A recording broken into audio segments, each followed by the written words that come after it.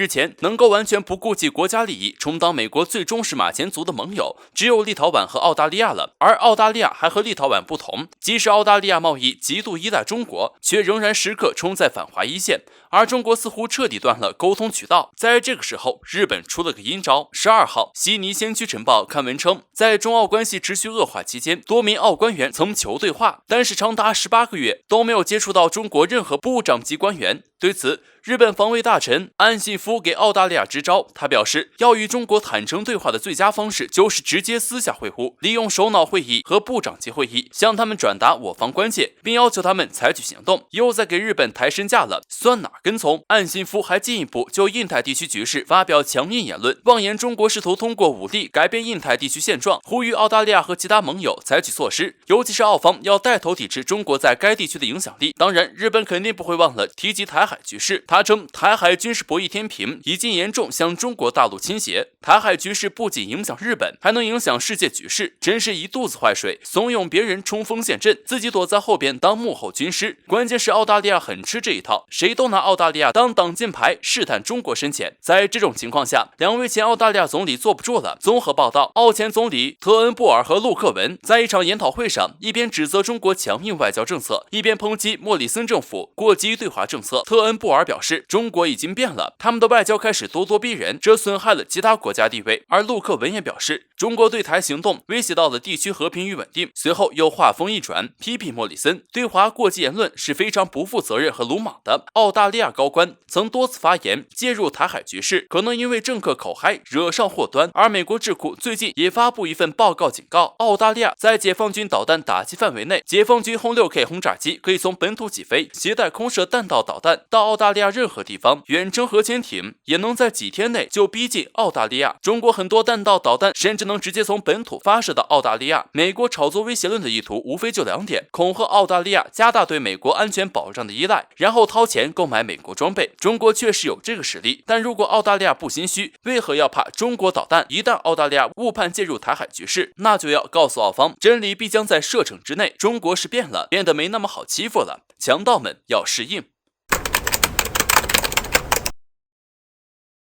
在叫嚣要武力介入台海后，日本政府近期对外宣布，将计划在2022年底之前，于距离台北桃园国际机场仅306千米的石垣岛部署自卫队导弹部队，其规模达到500至600人。据悉，具体将部署地对空导弹以及岸间导弹。在西南岛链中，这已经是第4个部署的导弹武器系统的岛屿。石垣岛距离台北桃园国际机场306千米。也就是说，该岛距离台东北海岸线不超过3000米。在如今敏感的岛屿部署导弹，想来这是日本在协防台当局应对中国军队所带来的威慑，公然与中国叫板，在中国周边进行武力威慑。日本当真以为有美国撑腰就能够肆无忌惮了吗？当中国大陆实力直逼美国，美国当然不可能为了台当局与中国断交，更别说解放军攻台，美军是否会参战，美国是什么样的国家，世界各国众所周知。如今美国拉近与台当局的关系，不过是在利用台当局，把其当成对付中国大陆的棋子，压榨其剩余的利用价值。说白了，美国都不敢，日本单凭自己有这个实力与中国抗衡吗？当然，话说回来，倘若台海发生战争，美国不出兵，日本未必敢登台。毕竟日本就是仗着现在有美国撑腰，才敢与中国叫板的。日本充其量就是炮灰，被美国坑的那个。至于台当局亦是如此，都是被利用的那个。可似乎台当局到目前为止还没认清形势，日本导弹逼近台后院，蔡当局防务部门对此事件引发的效应不可能察觉不到，但至今都没有进行评论，不难看出是默许了日本的动作。然而蔡当局却不曾意识到这对台海意味着多大的危险，对此岛内媒体告急了。刊文表示，日本这一举动会将台地区的北方三岛处于极为危险的境地。所谓北方三岛，指的是台北部、基隆东北方外海的棉花屿、花瓶屿以及彭佳屿。别看这3个岛面积不大，但地理位置却非常好，附近的海底石油资源极为丰富。大陆船只想要从东南地区港口进入太平洋，也要经过北方三岛附近。简单来说，北方三岛是在政治、经济、外交以及战略位置上都非常敏感的地区。如今日本要在台后院导弹部署，大陆自然不可能坐视不理。虽说中国大陆仍希望以和平友好的方式解决两岸矛盾，但日本若是煽风点火，北方三岛可就危险了。解放军的导弹是不会手下留情了。从这个角度来看，蔡当局乐早了。与中国相比，日本能掀起什么大浪？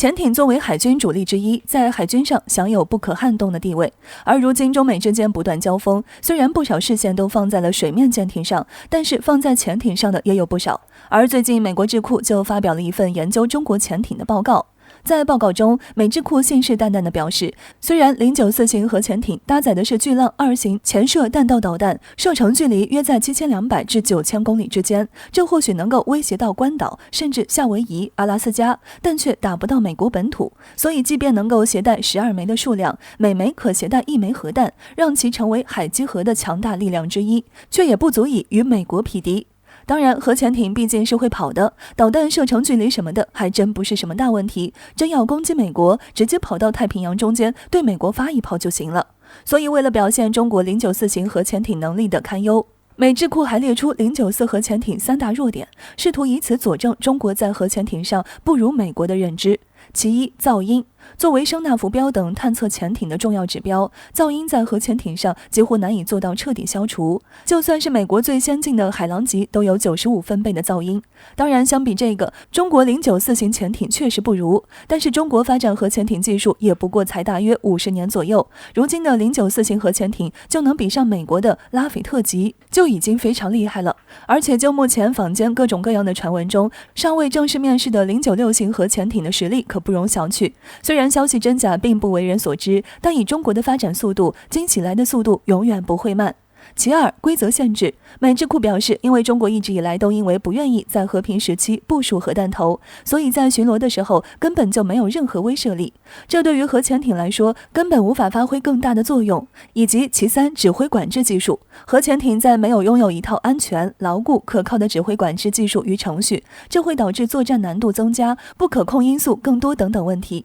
所以这一点在这几点中也是很重要。不过必须要说的是，第二点、第三点都好说，一个随时都可以装弹，另一个也不是一时半会儿能解决的，所以就看噪音完事儿了。或许中国确实不如美国静音，但是想要找到中国核潜艇也是要花费一番功夫的。毕竟就在这之前，英国就在那儿炒作自己航母离开南海的时候才发现，中国核潜艇早已跟在后面多时了。从这一点来说，094型核潜艇或许不是最先进的，但是却不是那么好欺负的。而且就像国人说的，虽然094型核潜艇确实有不少欠缺的地方，但是有本事美国就来试试水。但是美国敢试试吗？不得不说，国人的一言让美国只能哑口。因为不说美国屡次推演和中国作战都是输多赢少，就美国现在之所以屡屡拉拢盟友针对中国，就是因为美国不敢真的和中国动手，因为这个后果美国无法承担。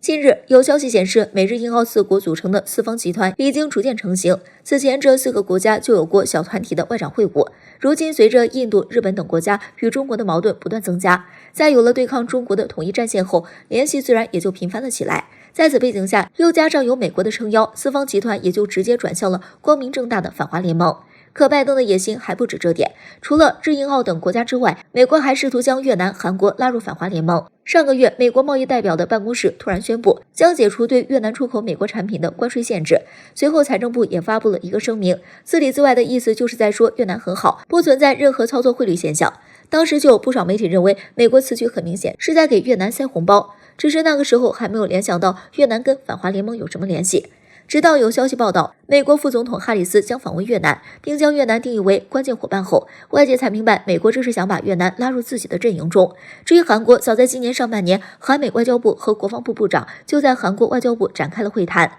期间美方发表了很多关于中国的言论。值得一提，近段时间美国频繁与东南亚国家进行联系，美国副国务卿谢尔曼、美国国防部长奥斯汀以及美国国务卿布林肯接连出动，访问新加坡、越南和菲律宾等国家。从美国这一系列举动可见，该国是想组建新的八国联军，组建一支能够全方面与中国抗衡的队伍，让中国成为众矢之的。不过美国能否达成自己的目的还不好说，东南亚国家在多个领域向来都是靠着中国的，在利益面前，这些国家如何选择不难想象。其次，四方集团充满了不确定性因素。印度追求的是跻身于世界大国行列，但美国霸权主义与印度本身并不相符，而澳大利亚有多依赖中国市场是众所周知的，不是随便哪个国家能消耗得掉该国那么多商品的。再者说，澳大利亚前总理可是有扛起反美大旗的意思。在美国联合多国围堵中国之际，澳大利亚前总理陆克文却给中国支了一招。据他所言，中国当前最重要的就是加强与俄罗斯之间的战略合作伙伴关系。如果中俄统一战线，